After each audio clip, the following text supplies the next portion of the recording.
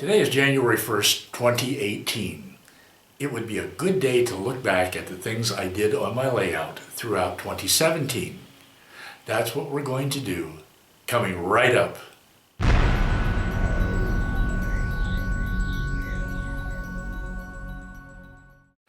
Hi, I'm Roy Smith. In this video, I'd like to talk about the progress I made on my layout during this past year. But first, I want to wish each and every one of you a joyous new year. I hope that 2018 brings you good luck and good fortune, and I hope that each of you is able to build and operate the layout of your dreams this year. Okay, let's talk about the layout and what I did in 2017. First, I finished the 18-inch extension of the Peninsula, which I started to build in December of 2016. The extension of the Peninsula enabled me to install a wider radius track on the curve at the end of the Peninsula, and it enabled me to add more industrial and interchange tracks and a Y here at Evanston. Along with improvements in the track arrangement, I was able to install a photo backdrop, and I worked on some structures at Evanston. But as you can see, there's still a lot of work to be done. I especially have to work on the structures and highway overpass. Nothing is glued down yet. I have not painted or ballasted the track, and I have not yet completed the permanent wiring. I still have to do all of these things. Over here at the east end of Green River Yard, I extended the arrival-departure track in 2017. These turnouts here show where trains originally entered the arrival-departure track. I have not removed them because they allow me to do runaround movements as needed. The extension provides space for 8 additional cars on the arrival-departure track, and that's significant because trains that are 8 cars longer can now clear the main line when they arrive at Green River. As you can see, I still haven't painted or ballasted the arrival-departure track extension, nor have I redone the scenery that I had to tear up in this area. The extension of the arrival-departure track is one of several modifications to the track arrangement that I plan to make on my layout, which will greatly enhance operations. I installed this grade crossing here at the yard office for crew changes. The grade crossing is based on the prototype. As many as 80 trains pass through Green River each day, and so far as I know, all of them require crew changes. I continued to work on the Pocatello subdivision staging tracks in 2017. These tracks will support interchange operations on the layout. But like so many things on the layout, this project is far from complete. I added a number of new units to my diesel fleet in 2017. These additions to the fleet included a second Amtrak P42, a GE 44-tonner, 2 more SD70Ms, an AC 6000, and an NW2. These additions to the fleet brought my total number of diesels to 21, and there's another SD70 ACE on the way to me in the mail. But guess what? It will be the first BNSF diesel on my layout.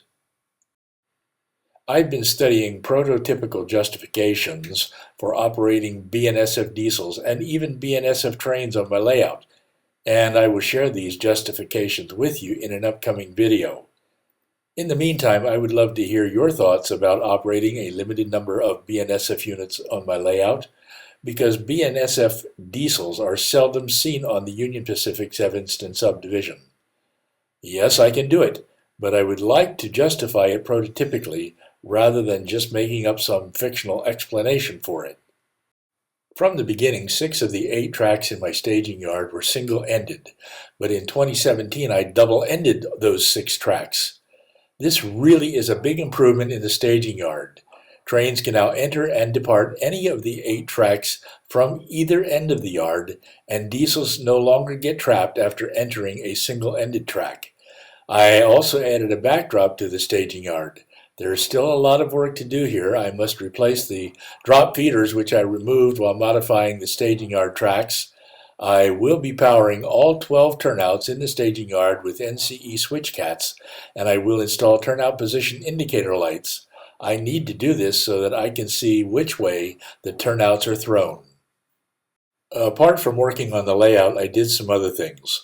I spent a lot of time creating YouTube videos during the year. Altogether, I uploaded 43 videos in 2017.